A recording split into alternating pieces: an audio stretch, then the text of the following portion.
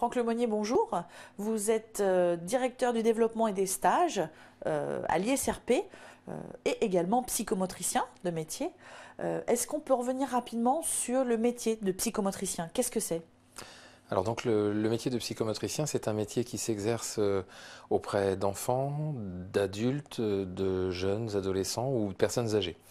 Ensuite, on va le trouver auprès de différents types de populations au niveau des pathologies. On peut travailler auprès de personnes qui ont des handicaps, du handicap moteur, du handicap sensoriel, du handicap intellectuel, mais également sur différents troubles, les troubles du comportement, les difficultés scolaires, les difficultés d'apprentissage.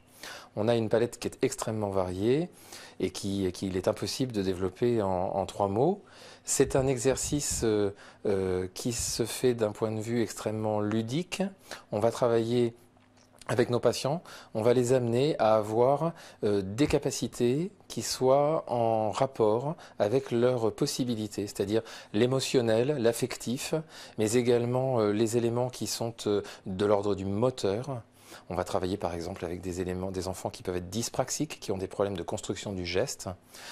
Donc ce sont des différents éléments. Voilà, un portrait assez large. On travaille dans le secteur psychiatrique, on travaille dans le secteur de l'éducation, on peut travailler en crèche. On va développer à ce moment-là des facultés de développement psychomoteur. On va aider les enfants à atteindre leurs capacités. On va travailler sur de la rééducation fonctionnelle. Et puis on va avoir un versant thérapeutique. Voilà, 3 grands versants qui peuvent permettre de décrire le métier en quelques mots. Pour y parvenir, un concours et une formation en 3 ans. Est-ce qu'on peut revenir sur le concours? Oui, bien sûr. Concours d'entrée, biologie et français, 2 matières, même coefficient. Ce sont des épreuves qui durent 2 heures. Chaque école, chaque institut de formation en France, il y en a 11 aujourd'hui, propose donc un concours. Donc il faut s'adresser à chaque école pour pouvoir connaître la date du concours. On peut en passer plusieurs au final, il dans faut chaque en établissement. passer plusieurs, bien évidemment. La sélection est celle d'un concours, donc plus on en passe et plus on peut multiplier ses chances. Il y a des écoles publiques et il y a des écoles privées qui offrent chacune des possibilités différentes. Le concours d'entrée donc se passe soit lorsqu'on est en terminale, pas besoin d'avoir le baccalauréat pour passer le concours. Par contre, il faudra son baccalauréat obligatoirement. Voilà, exactement. C'est également un métier qui est ouvert à tout type de bac. Le programme officiel fait que les bacheliers S sont majoritairement dans cette filière, puisque le programme de biologie est celui de première et terminale scientifique. Néanmoins, comme il y a une épreuve de français, vous comprendrez facilement qu'on peut arriver à trouver sa place quand on a un bac littéraire, quand on a un bac pro, quand on a un bac ES. On a tout à fait la possibilité d'intégrer cette formation. Du coup, pour réussir ce concours, est-ce que vous avez 2-3 conseils à donner aux étudiants? Alors le premier conseil, c'est d'abord de passer au moins 1 ou 2 concours quand on est en terminale. Ça, c'est la première chose.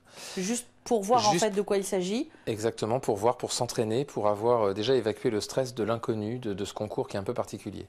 La deuxième chose, c'est qu'aujourd'hui, majoritairement, les gens qui réussissent ce concours sont des gens qui ont fait une préparation au concours.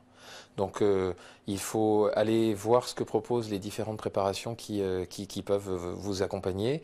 L'idéal est d'avoir une préparation avec des groupes restreints et puis surtout qui prépare bien au métier de psychomotricien. Pas être mélangé avec un autre groupe, mais bien préparé. La psychomotricité, c'est spécifique. Si on veut être kiné, il faut faire plutôt une prépa qu'un groupe kiné. Voilà, ce sont des éléments importants. Et puis, un dernier conseil, eh bien, c'est de voir un petit peu ce que proposent les différentes écoles. Chaque école a sa particularité, soit dans la formation, soit dans ce qu'ils peuvent proposer après. À l'ISRP, par exemple, on est la seule école qui propose la formation par l'alternance.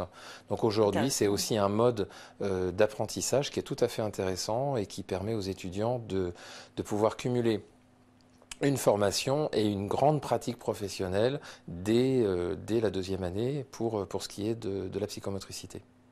Bien, merci pour ces conseils.